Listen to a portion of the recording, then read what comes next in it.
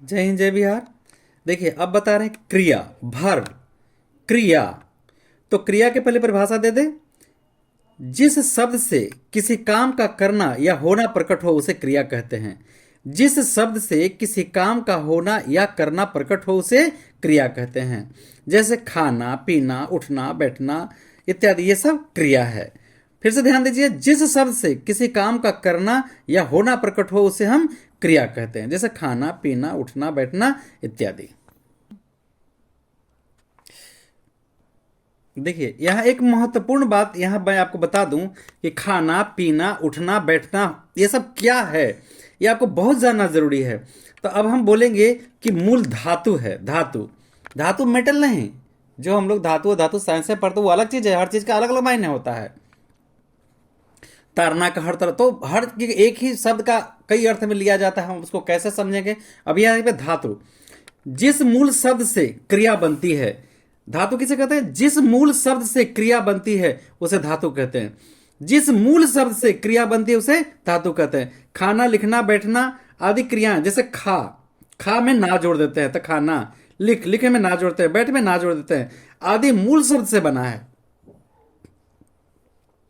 तो यहां पर जिस शब्द से, जिस मूल शब्द से क्रिया बनती है उसे धातु कहते हैं। तो खा, लिख, बैठ ये मूल शब्द है, ठीक है, ये मूल शब्द है, अतः इसे धातु कहेंगे, ठीक है।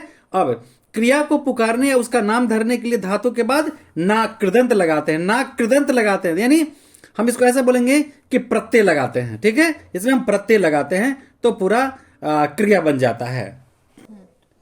अब जैसे खा में ना जोड़ दिए तो खाना हो गया, ना हटा देने पर खा बचता है जो धातु है, तो खा धातु है। और ना हम सीधे सीधे अगर हम बोलना चाहें तो हम बोल सकते हैं कि ये प्रत्यय है, प्रत्यय। देखिए इस धातु से ही क्रिया के विभिन्न रूप बनते हैं, जैसे खाया, खाए, खाएगा, खाऊंगा आदि। लेकिन मूल इसमें है शब्द जो क्या है, धातु है, वो खा है। खा से ही शब्द बने हैं। अब एक बात और बता दूं, बार बार प्रत्यय और उपसर्ग आ रहा है। देखिए हम पहले भी प्रत्यय उपसर्ग में आपको समझा चुके हैं कि पहले आप कहीं जाते हैं, कई फंक्शन में जाते हैं, तो पहले आप उपहार देते हैं या पहले खाते हैं। मान लीजिए पहले खाने में लाइन लगा दिए तो उपहार हो सके गिर जाए, उपहार हो सके डैमेज हो जाए, फूट जाए या कहीं गिर जाए तो दिक्कत होगा। तो मेरे समझ से पहले आप उपहार दे दीजिए, पहले आप उपहार दे दीजिए, ध्यान दीजिए, पहले आप उपहार दे दीजिए और फिर बाद में आप खा लीजिए। तो उपहार मतलब उपसर्ग, उपहार माने उपसर्ग, उपहार माने उपसर्ग, उ से उपहार, उ से उपसर्ग। तो जो शब्द के पहले लगकर, जो शब्द के पहले लगकर उसमें अर्थ में परिवर्तन ला दे उसे उपसर्ग कहते हैं। जो किसी शब्द के पहले लगकर उसके अर्थ में परिवर्तन ला दे उसे उपसर्ग कहते हैं। और फिर गिफ्ट दे दिया, अब खा लीजिए, तो प्रत्यय हो गया।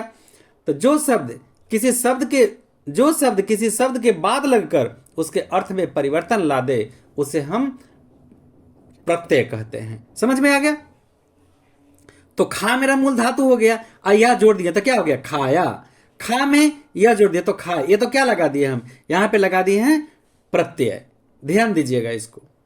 अब हम आगे बताऊंगा आपको कि क्रिया, क्रिया के क्या क्या काम, पढ़े तो बहुत होंगे मगर क्रिया के कार्य आप नहीं पढ़े होंगे कि क्रिया के क्या क्या कार्य हैं। ये सब हिंदी ग्रामर में बहुत जरूरी जानना है, इसके बाद हम भेद पढ़ेंगे। तो क्रिया के निम्नलिखित कार्य, जब सवाल दें कि निम्नलिखित क्रिया किसे कहते हैं, क्रिया के कितने कार्य हैं, तो बड़ा दिक्कत हो जाएगा। तो आइए, क्रिया के निम्नलिखित कार्य हैं। नंबर 1, वस्तु की गतिशीलता का बोध कराती है। क्रिया वस्तु की गतिशीलता का बोध कराती है। क्रिया किसी कार्य के होने या किए जाने का बोध कराती है। क्रिया अस्तित्व का बोध कराती है। क्रिया स्थिति संबंध, स्थिति का बोध कराती है। क्रिया बना स्थिति का बोध कराती है। तो इतना कार्य है क्रिया के। अब हम इसको एक्सप्लेन कर देते हैं। वस्तु की गतिशीलता, क्रिया वस्तु की गतिशीलता का बोध कराती है।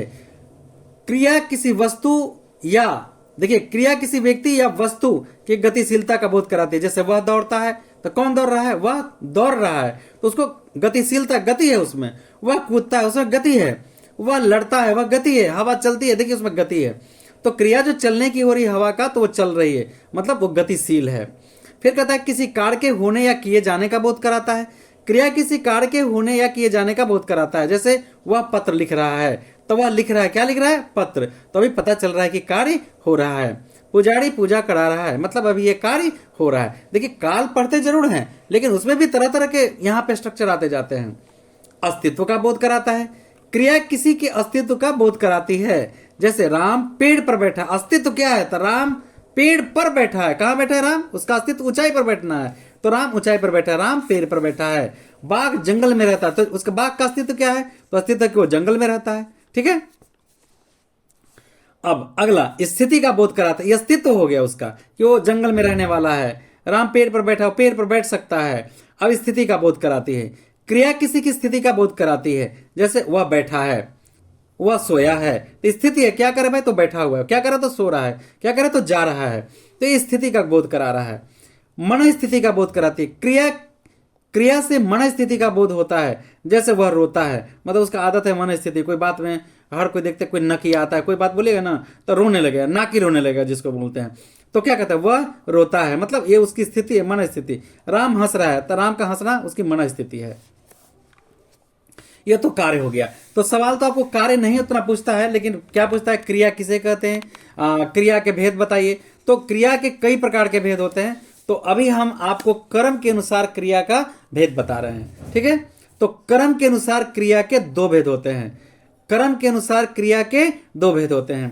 तो सबसे पहले कर्म के अनुसार क्रिया के, तो पहले क्रिया क्रिया जिस शब्द से किसी काम का करने या होना प्रकट हो उसे क्रिया कहते हैं। जिस शब्द से किसी काम का करने या होना प्रकट हो उसे क्या कहते हैं? क्रिया कहते हैं। तो क्रिया के भेद कितने होते हैं? तो क्रिया के कर्म के अनुसार क्रिया के दो भेद होते हैं।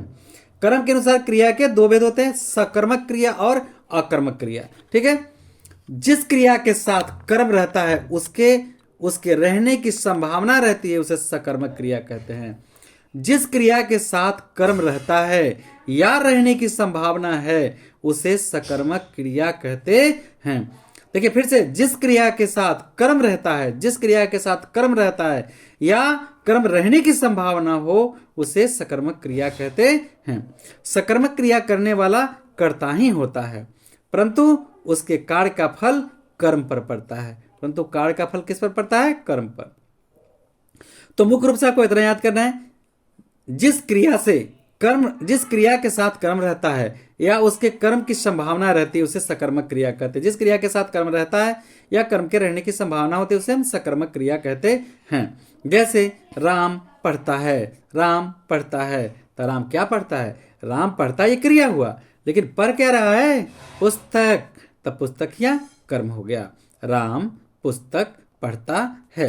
तो जिस क्रिया के साथ कर्म रहता है या रहने की संभावना रहती है उसे हम क्या कहते हैं? सकर्मक क्रिया कहते हैं। जैसे राम पुस्तक पढ़ता है, तो यहाँ राम पढ़ता है, ये तो क्रिया हो गया, लेकिन राम क्या पढ़ रहा है? पुस्तक पढ़ रहा है, तो यहाँ पे पुस्तक आपका कर्म हो गया। अब आगे देखिए सकर्मक क्रिया। ठीक है। सकर्मक दूसरा, जिस क्रिया के साथ नंबर दूसरा है अकर्मक क्रिया। सकर्मक तो यहां बता दिए कि जिसके साथ कर्म रहे या रहने की संभावना उसे सकर्मक कहते हैं। अकर्मक क्रिया, जिस क्रिया के साथ कर्म रहने की संभावना ना रहे, उस क्रिया को फल कर्ता पर पड़े, उसे अकर्मक कहते हैं। कितना सिंपल है। जिस क्रिया के साथ कर्म रहने की संभावना हो या जिस क्रिया के साथ कर्म हो या कर्म रहने की संभावना हो उसे सकर्मक कहेंगे, और जिस क्रिया के साथ कर्म रहने की संभावना नहीं हो उसे अकर्मक कहेंगे। और आगे लग गया, उसे अकर्मक कहेंगे। जैसे राम हंसता है, तो राम कैसे हंसता है? ऐसा कुछ भी नहीं है, राम केवल राम हंसता है, तो राम है, हंसना उसका क्रिया हो गया, तो ये सकर्मक हो गया, इसके साथ कर्म नहीं है। ठीक है। अब जैसे देखिए अकर्मक और सकर्मक कैसे बदलता है। जैसे जीना तो जिलाना, चूना चुलाना, रोना रुलाना, सोना सुलाना, ये अकर्मक है और इस तरह बोला सकर्मक है। ठीक है। कुछ और उदाहरण देखिए। अकर्मक में है टलना, तो सकर्मक में टालना, जैसे वह काम टाल दिया। कटना, तो सकर्मक जब होगा तो काटना, उसने उसे काट दिया। ठीक है। मरना मारना, छिलना, देखिए हरस से है छिलना, दीर्घ से है छिलना। पिसना पिसना, देखिए दोनों में डिफरेंस को जरा देखिए, अकर्मक सकर्मक कैसे हो जाता है। सींचना सींचना, देखिए ये सकर्मक हो गया। ठीक है। तो हम लोग जो सींचना सिंचाई लिखते हैं ना, इससे लिखते हैं अकर्मक में, ये सिंचाई दीर्घ में, सींचना, देखिए दोनों में डिफरेंस समझिए। लुटना, देखिए लुटना, ये देखिए यहाँ पे ये दीर्घ है, लुटना, जैसे उसने लूट लिया उससे। ठीक है। तो लूट लिया, राम ने किसी को लूट लिया, मोहन ने किसी को लूट लिया, तो यहाँ फिक्स है, सकर्मक है, इसमें संबंध सीधा सीधा है। चलिए देखिए यहाँ पे अकर्मक और सकर्मक में उड़ना तो यहाँ उड़ाना, राम ने चिड़िया उड़ा दिया। उठना उठाना, वह उसने उसे उठा दिया। बैठना बैठाना, वह उसने बैठा दिया। राम ने किसी को बैठा दिया। तो यहाँ देखिए साफ साफ किसके द्वारा काम किया जा रहा है वो सब एकदम क्लियर हो जाता है सकर्मक क्रिया में।